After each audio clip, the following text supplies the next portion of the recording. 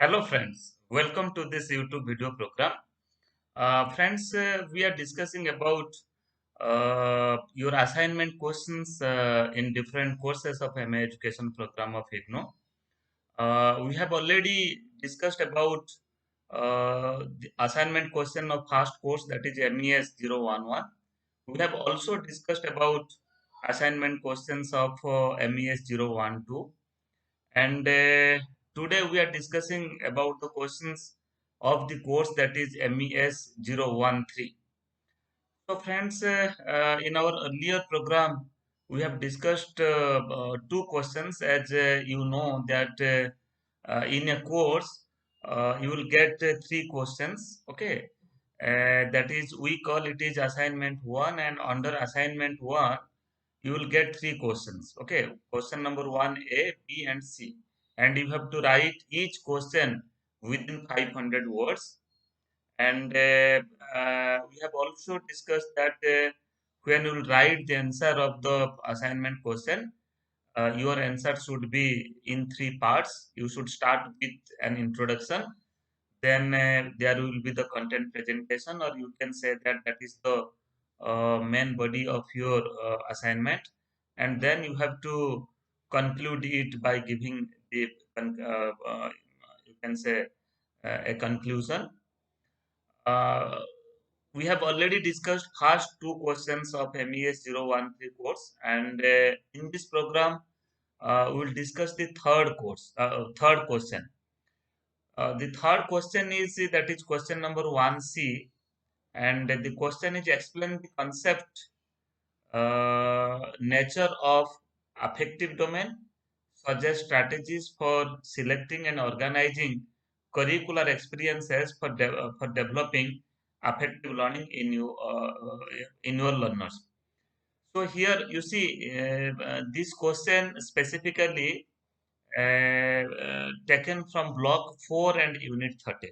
Okay, in your MA education course material that you have received in MES 013 course, this question has been taken from block 4 of MES 013, and block 4 title is organizing learning. And specifically, this has been taken from unit 13. Okay, unit 13, and the title of unit 13 is affective and psychomotor learning and their organization. And here your question is based upon the affective learning. So you have to explain that what is the concept of affective learning, and what strategies as a teacher you should select, especially for organizing your curricular experiences for developing affective learning in your learners among the students. So that as a teacher, how you have to develop the affective learning or affective, you can say, sense among the students. So friends, just like other question, there will be the three part of this question. First part will be that is a introduction. So here you have to give a detailed introduction within 75 words. You can say you have to give an introduction about the concept of affective learning. So friends, when we are talking about affective learning, at the same time we have to link affective learning with the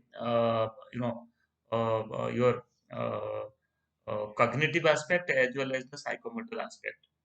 So these are the three domains, you can say: cognitive domain, affective domain, and psychomotor domain. As per the Bloom's taxonomy of instructional objectives, so there are three domains, or you can say the instructional objectives can be classified under three major domains, three major aspects. You can say that is cognitive aspect, affective aspect, and psychomotor aspect, or you can say cognitive abilities, affective abilities, and the psychomotor abilities.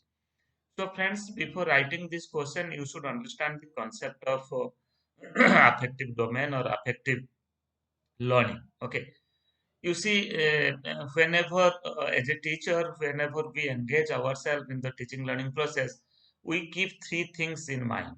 Okay, first thing is, we have to discuss certain content, or you can say we have to touch certain knowledge aspect of the learners. Okay, we have to explain certain things, we have to differentiate certain things, and critically we will analyze, we will engage students, you can say, in debate, in discussion, in group discussion. So here the first aspect is that's called as the cognitive domain. So in the cognitive domain, what the learners will do or what the teachers will do, the teachers will engage themselves, for developing knowledge, understanding, application, analysis, synthesis of the students. When students will analyze, able to analyze the things, able to understand the things, able to apply the things, okay, synthesize the things. So such type of development we will do during the in the cognitive stage or cognitive domain. Okay, and in affective domain, after getting the knowledge, the next step is, only knowledge is not enough. For acquiring knowledge, there is the need of a positive attitude. You can say positive attitude, a type of positive feeling, okay, attitude towards the teacher, attitude towards the study, attitude towards the curriculum. Okay, so this is related to heart. You can say when we talk about the cognitive domain, this is related to head, means our mental processes, the skill of analysis, the skill of synthesis. Okay, so this is the you can say the mental aspect. And when we talk about affective domain, this is something related with our heart, with our feeling, with our attitude, okay, with our imagination, with our realization. So that's why when knowledge is linked with the heart, means when you can feel whatever you are understanding, if you are able to feeling that aspect or feeling that knowledge, if you're able to feel that, then you can have better understanding. Then the third aspect that's called as the psychomotor domain. So in psychomotor domain, you see already you have received the knowledge, you have understand the things, you are able to analyze it. So then after, yeah, this is also attached with your feeling, okay, your attitude, your positive attitude. Then after that, what you can do, you can develop certain, you can say, skill that's called as the motor development. Okay, so you can do certain hands-on activities. You can develop certain skill. You see, there is the scope of development of skill of any subject. You can say it may be mathematics, it may be engineering, it may be medical science, it may be statistics, it may be social science subjects in economics, it may be in education. So everywhere you will find that there is the you can say there is the scope of development of the psychomotor domain. So that's why the three aspect you should understand better these three aspects. Then after you will able to write a good assignment response of this question. But your question is confined only the affective domain. So that's why in the introduction you can give a background, but your focus should be on the affective domain. For your understanding, I am just explaining the other three, because without understanding the cognitive domain and psychomotor domain, you cannot understand the affective domain. So, friends, in this question, as already I have discussed, that you have to give a detailed background within 75 or 80 words.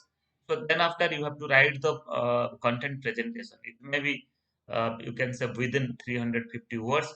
So what you will write here, you can write, the attitude of the learners, because you will find the attitude of the learners are different. The values, the feeling of the learners, the emotion of the learners, the realization of the learners, the introspection of the learners, in whether they are able to internalize the things or not. Okay, with knowledge, if the learners are not able to internalize the things, then they will not get good knowledge, or they cannot accept it.